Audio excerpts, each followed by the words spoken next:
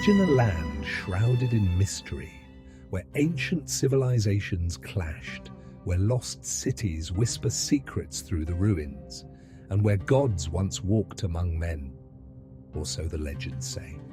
This is Canaan, a name that echoes through history, yet much of its story remains hidden beneath the sands of time. Where was Canaan? Situated at the crossroads of powerful empires, a land rich in trade, warfare, and mythology, it was a melting pot of cultures: Egyptians, Hittites, Mesopotamians, and later the Israelites all left their mark on its history. A land of shadowy origins. While we know Canaan as the biblical promised land, its real history is far older, stretching back to the Bronze Age. The Canaanites were not a single nation but a collection of independent city-states, each ruled by its own king, yet sharing a common language, religious beliefs, and traditions. Some were powerful trade hubs, while others fell to invaders, leaving behind little more than crumbling stones and forgotten legends. But Canaan was more than just a battleground of ancient powers. It was a land of secret rituals, cryptic inscriptions, and unexplained relics that continue to baffle historians and archaeologists today. What secrets did the Canaanites leave behind? Were they merely an ancient people, or did they possess knowledge lost to time?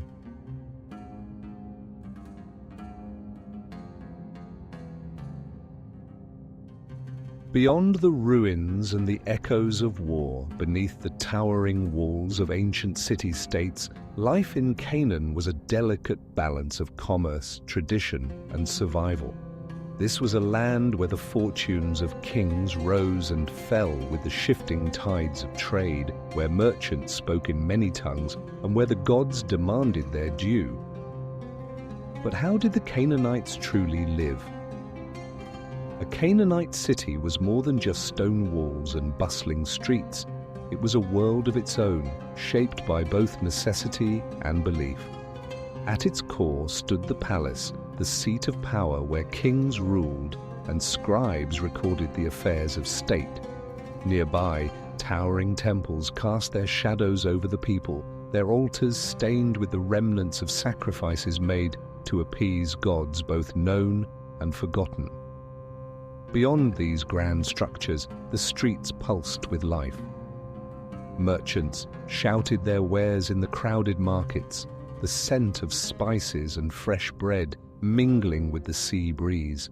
Blacksmiths hammered bronze into tools and weapons, while artisans carved intricate amulets and idols, each infused with meaning lost to time.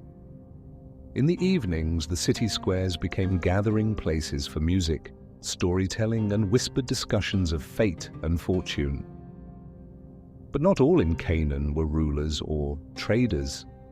In the fields beyond the walls, farmers toiled under the scorching sun, their crops feeding both the people and the ever-hungry demands of the gods. Shepherds roamed the hills, guiding their flocks through lands that had seen countless battles, and in the shadows of wealth there were those who had no power, slaves, war captives, and the indebted, their lives bound to the whims of their masters. While the great empires of Egypt, Mesopotamia, and Anatolia fought for dominance, Canaan thrived in the space between them. It was not the largest or mightiest of lands, but it was indispensable. Its cities, positioned along key trade routes, became vital centers of commerce, where goods, ideas, and even gods traveled freely. The Canaanites were master traders, their ships cutting through the waters of the Mediterranean, their caravans threading through the deserts. They brought cedarwood from Lebanon, gold from Nubia, lapis lazuli from Mesopotamia, and silver from Anatolia. But they also traded in something far more enduring: language. From Ugarit to Byblos, Canaanite scribes developed early alphabetic writing, laying the foundation for scripts that would shape the world. Yet for all their wealth and knowledge, the Canaanites were never secure. Their cities stood at the mercy of greater powers, their independence constantly threatened. Fortifications were built and rebuilt, alliances made and broken. The land flourished in times of peace, but always under the looming shadow of war.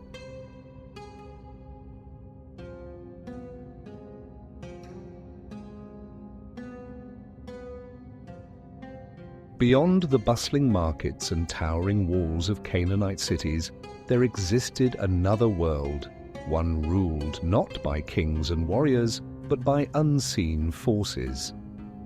In smoky temple halls before towering idols and sacred altars, the Canaanites sought the favor of their gods through rituals shrouded in secrecy. These were not mere acts of devotion, they were transactions, attempts to bend fate, to secure prosperity, and to ward off the chaos that always lurked at civilization's edge. Canaanite religion was not monolithic. It was a shifting, evolving belief system, deeply influenced by neighboring cultures, yet uniquely its own. At its heart stood El, the father of the gods, often depicted as an aged, wise figure seated upon a throne. Yet it was Baal, the storm god and bringer of fertility, who commanded the devotion of kings and peasants alike. His battles against the forces of destruction, particularly the chaotic sea god Yam, were retold in epic myths, symbolizing the eternal struggle between order and chaos. Other deities held sway over various aspects of life.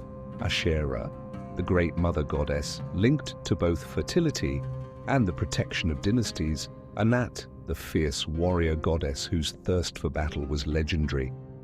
Mot, the god of death, whose cold grip was feared by all. These gods were not distant figures, but active participants in the world, demanding offerings, guiding rulers, and at times turning their wrath upon those who displeased them. Worship in Canaan was not a passive act. It required devotion, sacrifice, and at times extreme acts of faith. Temples, often built on high places or within fortified enclosures, served as both religious and political centers.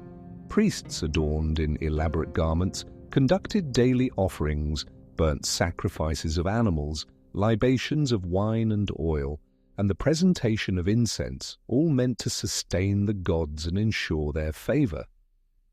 Yet some rituals suggest a darker side to Canaanite spirituality.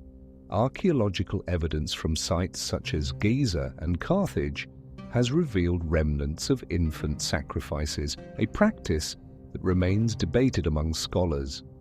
Was it an act of ultimate devotion, a desperate plea to avert disaster, or merely a distortion of history by later conquerors seeking to demonize a fallen people? The answer remains elusive, buried beneath layers of myth and time. The Canaanites were not only a people of faith, but also of symbols and secret wisdom. Inscriptions carved into temple walls, fragments of clay tablets, and enigmatic cultic objects hint at a spiritual tradition intertwined with the forces of nature and the cycles of life and death. Some scholars speculate that the roots of later mystical traditions may lie in these early Canaanite practices, echoes of a forgotten esoteric knowledge passed down in whispers. Yet for all their devotion, the gods of Canaan did not protect their worshippers from the march of history. The land that once echoed with prayers to Baal and El would eventually fall to foreign conquerors, its sacred places repurposed or destroyed. But the influence of Canaanite religion did not vanish. Elements of their mythology, rituals, and deities found their way into the beliefs of later civilizations, shaping the spiritual landscape of the ancient world in ways still felt today. But what of their lost cities and hidden relics? Could there still be undiscovered temples, forgotten texts, or sacred artifacts buried beneath the sands? Archaeologists have unearthed remnants of Canaanite cities, places that once stood as vibrant centers of trade, worship, and warfare. Hazor, one of the greatest cities of the Bronze Age, now lies in ruin, its charred remains a silent testament to its violent fall. Megiddo, the legendary site of countless battles, holds layer upon layer of forgotten history, revealing a past shaped by both prosperity and destruction.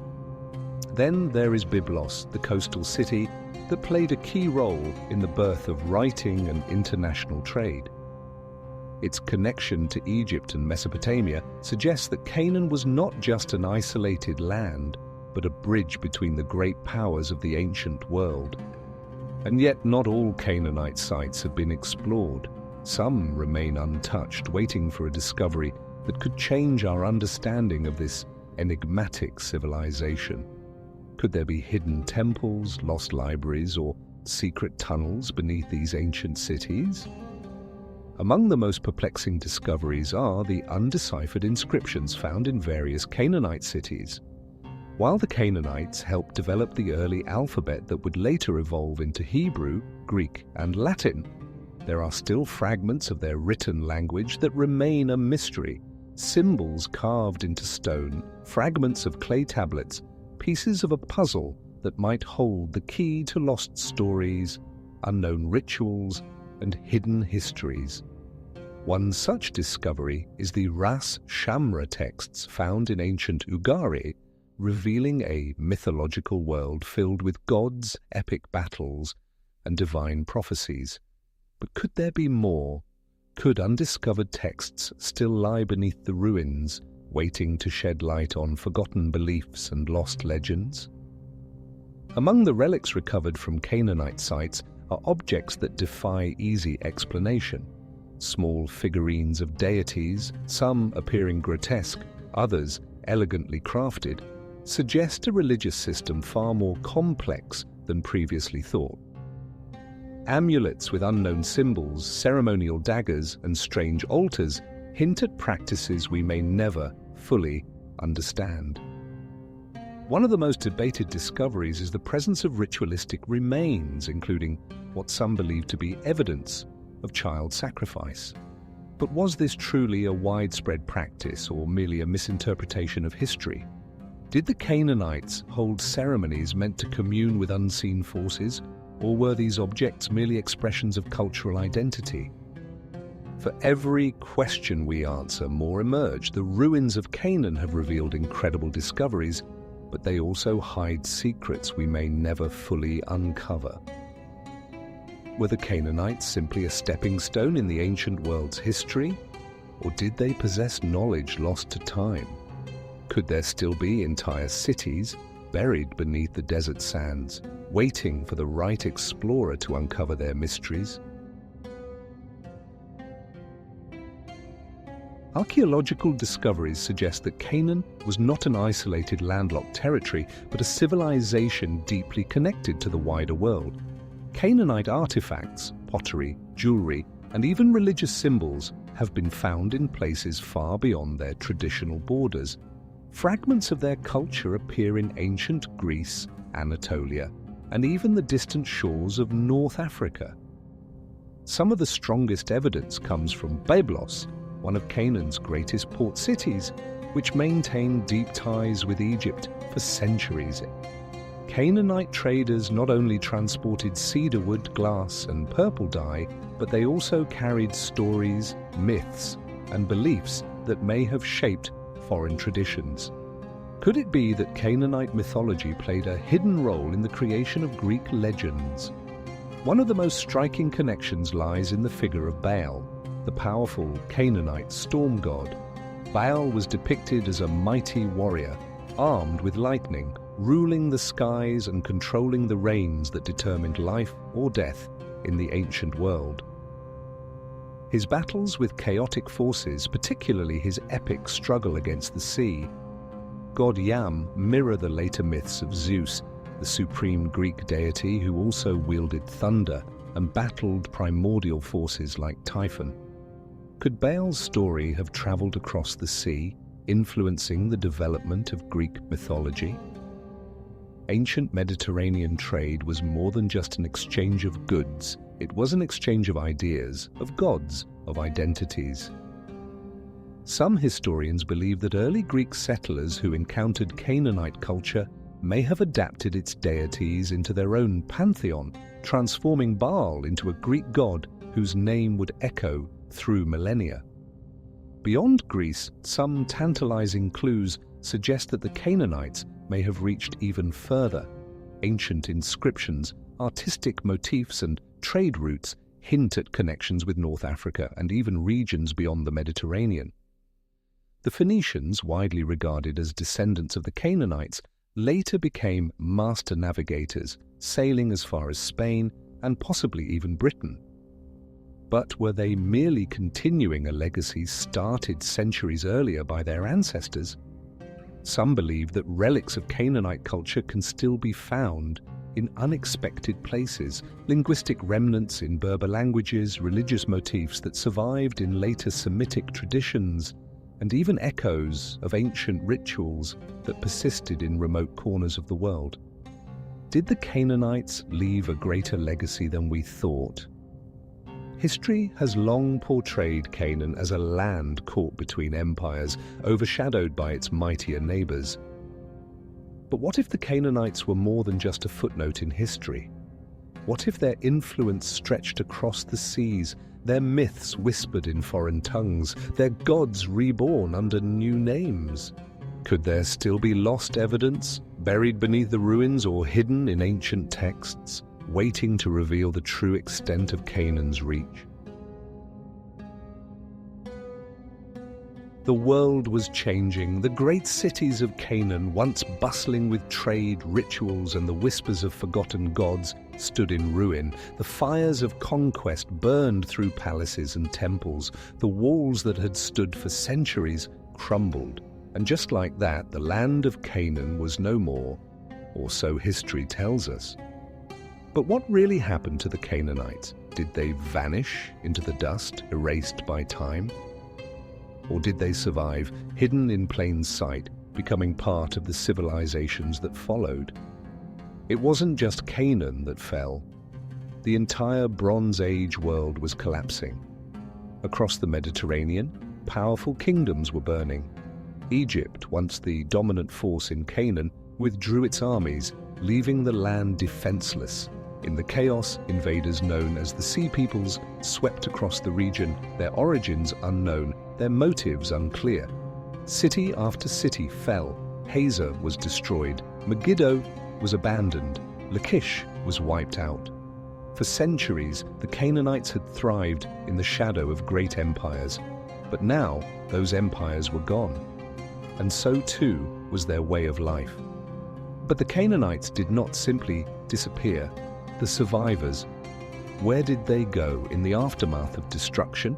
The people of Canaan adapted. Some fled, some rebuilt, others merged with the new powers rising in their place. On the shores of the Mediterranean, the ancient Canaanite port cities, Tyre, Sidon, Byblos, never truly fell. Their people endured, transforming into what we now know as the Phoenicians. These master sailors and traders took to the seas, carrying their culture far beyond the borders of their homeland. They built colonies as far as North Africa, Spain, and even the British Isles. Their alphabet, the evolution of Canaanite writing, became the foundation of Greek, Latin, and eventually the modern letters we use today. The world may have forgotten their Canaanite origins, but their influence never faded. In the highlands and valleys, other groups emerged. Among them were the Israelites and the Arameans, who shared linguistic and cultural ties with the Canaanites. Some scholars believe that early Israelite society was not a group of outsiders conquering the land, but rather a movement that rose from within Canaanite civilization itself. The gods changed, the stories changed, but the people, they were still there. Even in later civilizations, under the rule of Assyrians, Babylonians, Persians, and beyond, traces of Canaan remained. The myths of Baal, El, and Asherah echoed in new religions. The temples may have been destroyed, but the symbols of Canaanite faith survived, hidden in the margins of history. Did the Canaanites ever truly disappear? Their cities fell. Their kings were forgotten. Their gods were silenced. But were the Canaanites ever truly gone? Or did they simply change, adapt, and continue under new names? Perhaps the answer is not in the ruins, but in the echoes of their culture, hidden in languages, in rituals, in myths that still live on today. So did the Canaanites vanish? Or do they still walk among us, their legacy buried not in the sands, but in the bloodlines and traditions of those who came after? The story of Canaan is far from over. Thank you for watching. If you enjoyed this video, don't forget to hit the like button, leave a comment with your thoughts, and subscribe to the channel for more fascinating content.